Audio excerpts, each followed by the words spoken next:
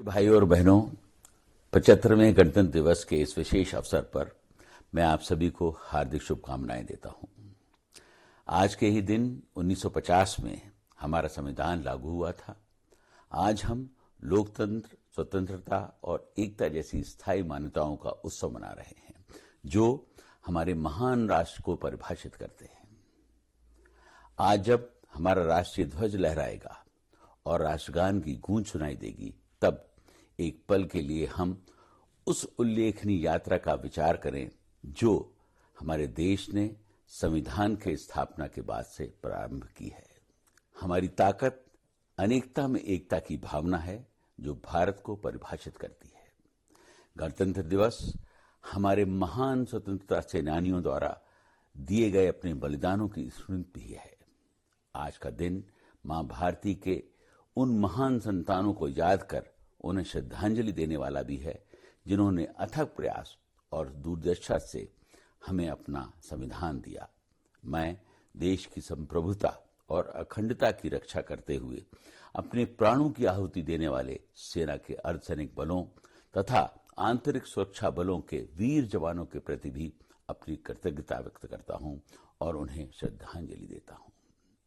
आज पूरा विश्व विभिन्न मोर्चों पर भारत की प्रगति को उत्सुकता से देख रहा है। हमारा देश न केवल आर्थिक विकास, विज्ञान, शिक्षा और चिकित्सा में अग्रणी है, बल्कि पारंपरिक मूल्यों, शांति और लोकतांत्रिक सिद्धांतों को भी बरकरार रखे हुए है। एक भारत श्रेष्ठ भारत के हमारे यही सिद्धांत विश्व गुरु बनने की राह पर हमारे मार्गदर्शक हैं। दिल्ली, जो देश की राजधानी है, ने विभिन्न क्षेत्रों में उल्लेखनीय उपलब्धि हासिल की है।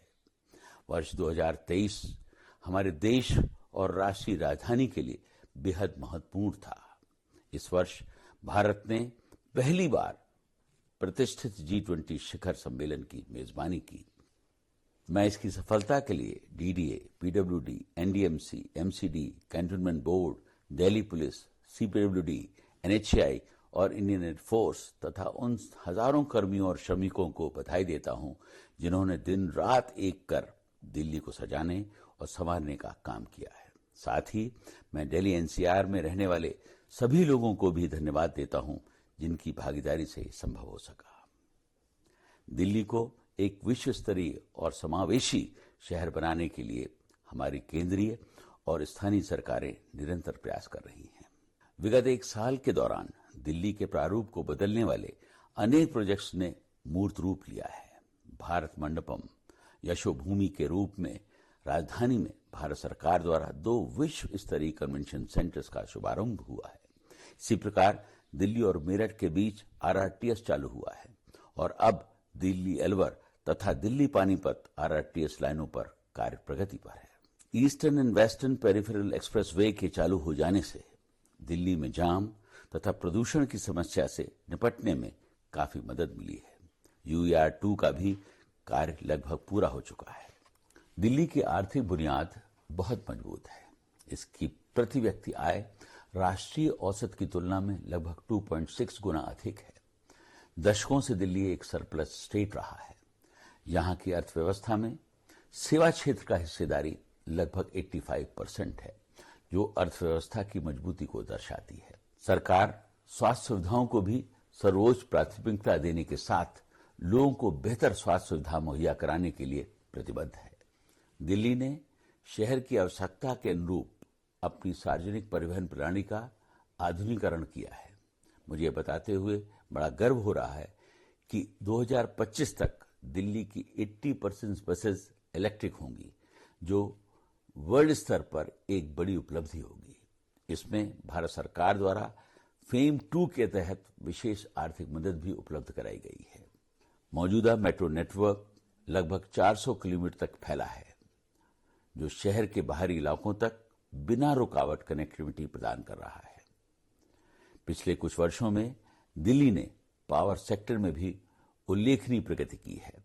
बिना लोड शेडिंग के बिजली की मांग पूरी हो रही है। समावेशी विकास के लक्ष्य से समाज के सभी वर्गों की उन्नति के प्रयास किए जा रहे हैं। 72 लाख से अधिक लाभार्थियों को उचित मूल्य की दुकानों से सब्सिडी वाला राशन मिला है।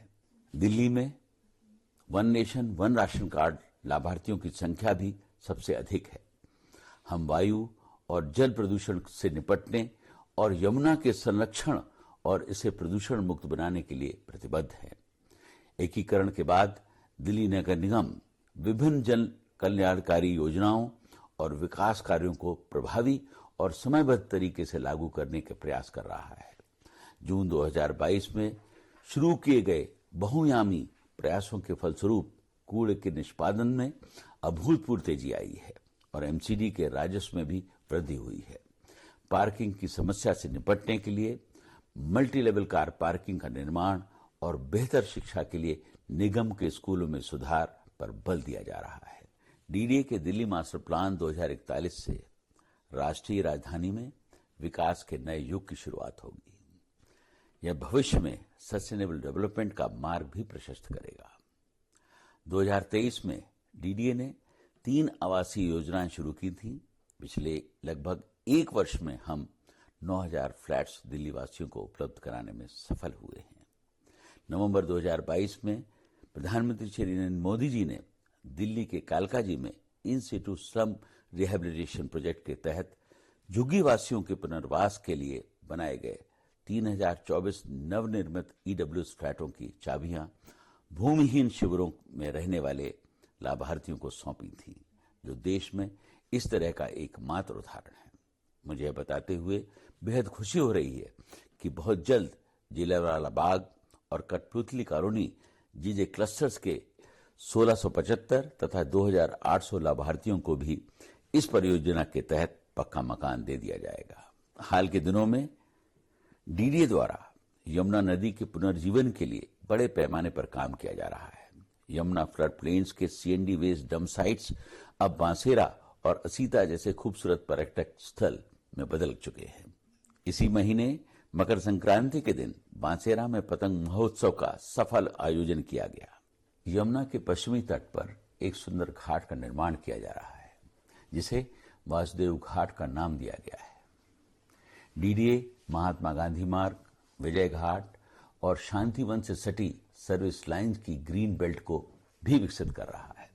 इसके अलावा रिंग रोड के साथ लगे 4 पार्कों दिल्ली चलो पार्क, उर्दू अकेडमी पार्क, घटा मस्जिद पार्क और सद्भावना पार्क को कर्तव्य पथ के तर्ज पर विकसित किया जा रहा है। द्वारका सब सिटी में अंतर्राष्ट्रीय मानकों के अनुरूप नागरिक सुविधाओं, सड़कों, सीवर लाइन और सुचारू परिवहन व्यवस्था के विकास का काम तेजी से चल रहा है। इलाके को कलाकृतियों से भी सजाया जा रहा है। द्वारका में प्रतिष्ठित भारत वंदना पार्क का काम भी पूरा होने वाला है। 200 एकड़ के इस पार्क की परिकल्पना मिनी इंडिया के रूप में की गई है। सब सिटी द्वारका और रोहिणी के बाद अब डीडीए नरेला सब सिटी के विकास पर ध्यान केंद्रित कर रहा है। नरेला में बड़ी संख्या में फ्लैट्स बनकर तैयार हैं।